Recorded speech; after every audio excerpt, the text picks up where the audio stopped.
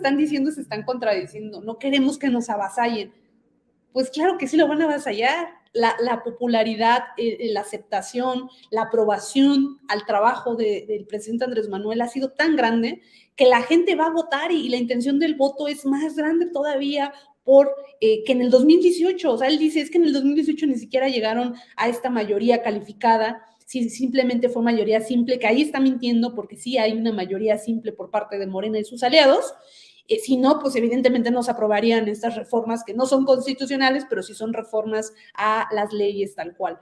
Entonces, es una gran mentira lo que está diciendo este hombre. Evidentemente les da mucho miedo y por eso están todos los medios de comunicación masiva pues mandando a hacer este llamado a que no haya una mayoría unánime. No va a haber una mayoría unánime, eso es una tontería. Unánime es una sola voz, unánime es que todos voten a favor, o sea, los 500 diputados voten a favor de una reforma. Esto no va a pasar.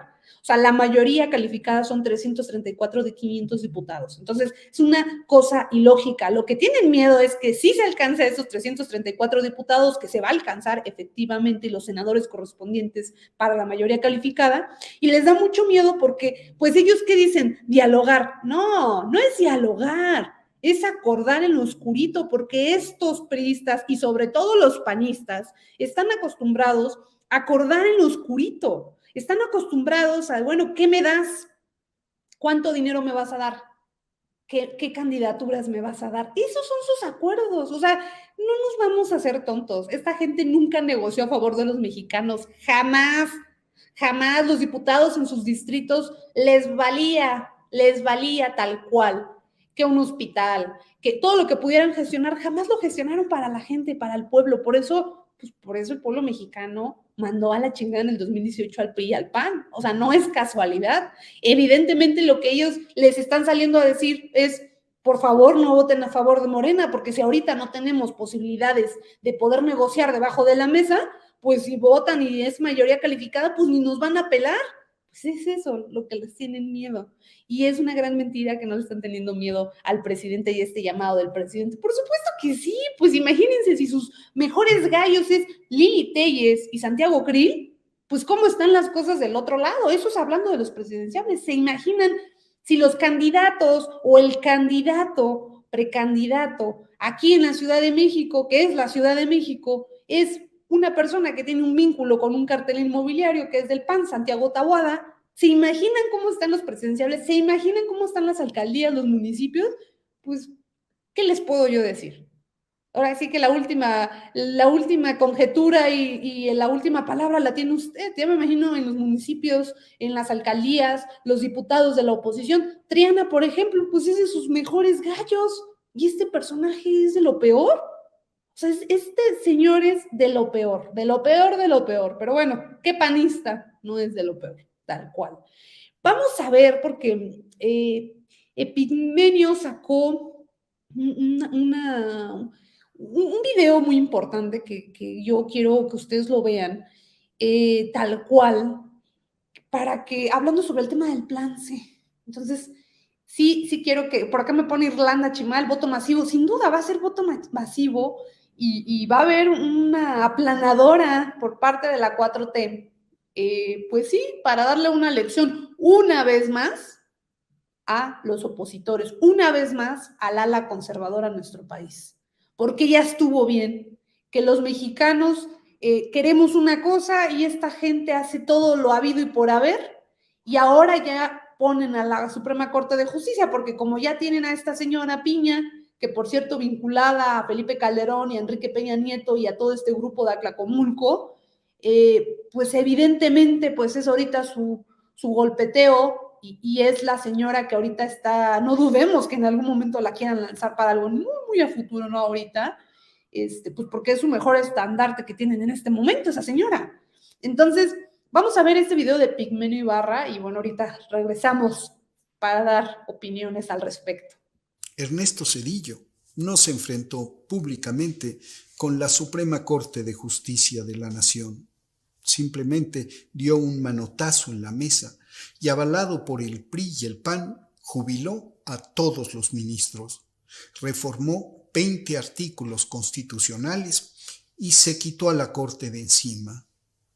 Muy pocos se atrevieron entonces a hablar en el Congreso y en los medios de comunicación masiva de un golpe de Estado, de un atentado contra la democracia. Unos cuantos guardaron silencio, la mayoría avaló la medida. Nadie cuestionó ni los tiempos ni las formas del proceso legislativo. Aunque hay quien sostiene que Zedillo disolvió la Corte porque no quería gobernar sometido a los designios de ministros que obedecían a Carlos Salinas de Gortari, lo cierto es que el neoliberalismo necesitaba para poder consolidarse una Corte Suprema a modo. Más que un modelo económico, el neoliberalismo es un nuevo orden normativo que se convirtió por más de 3 décadas en la racionalidad dominante.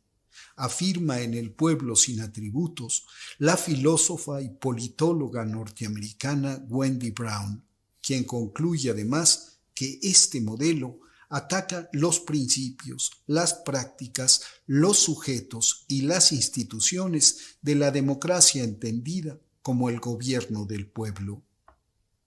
Neoliberalismo y democracia son, en esencia, términos antagónicos. El uno termina derrotando a la otra, no pueden coexistir.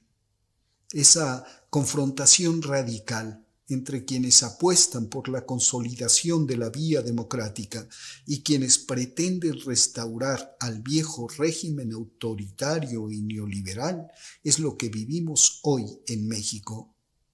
La Corte y los ministros, por más que se pretendan imparciales, no son ajenos a la misma. A la derecha conservadora le urge frenar a Andrés Manuel López Obrador. Sus ya de por sí reducidas posibilidades de victoria en el 2024 parecen depender de esto. Como no cuentan con el ejército ni con la fuerza del pueblo, les quedan los jueces, los magistrados, los ministros, a quienes más que su hechura, que en buena medida lo son, consideran sus servidores incondicionales. La Corte, dice López Obrador, y ponen los conservadores el grito en el cielo, está podrida y sirve a intereses facciosos. Las y los mexicanos sabemos, porque lo hemos sufrido en carne propia en este país, donde la impunidad es la norma y la justicia tiene precio, que no le falta razón. ¿Cómo podría ser y actuar de otra manera una institución como la Suprema Corte, nacida de un manotazo antidemocrático, concebida por una de las figuras más representativas del neoliberalismo en México, creada para facilitar la operación de un régimen autoritario que, decidido a poner en remate lo que quedaba de los bienes de la nación, no quería obstáculos ni contrapesos de ningún tipo? ¿Cómo podría ser y actuar de otra manera una Corte que fue tan solo la oficialía de partes de la Presidencia de la República y que operaba, así como operaba la misma Presidencia, como una oficina a cargo de los intereses judiciales de los poderes fácticos? Atrás quedaron tanto la odiosa corrección política como los manotazos autoritarios que esos mismos panistas que hoy hablan de contrapesos y dicen defender la democracia avalaron. Nunca como hoy, las y los ministros habían podido ufanarse de tener la arrogancia de sentirse libres. La división de poderes es por primera vez realidad en este país. La Corte para al presidente y no al revés. Soplan vientos de libertad y ha de ser con los votos de la mayoría.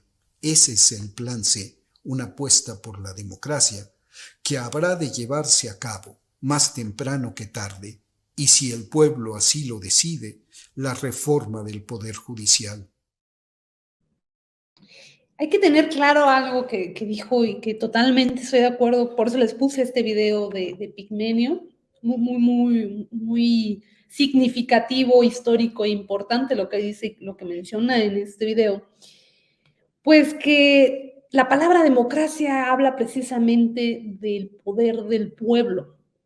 Y esto que se refiere es la primera vez que el pueblo de México ha podido y podrá, después, evidentemente, de la votación del 2024, poder ejercer su poder de mayoría.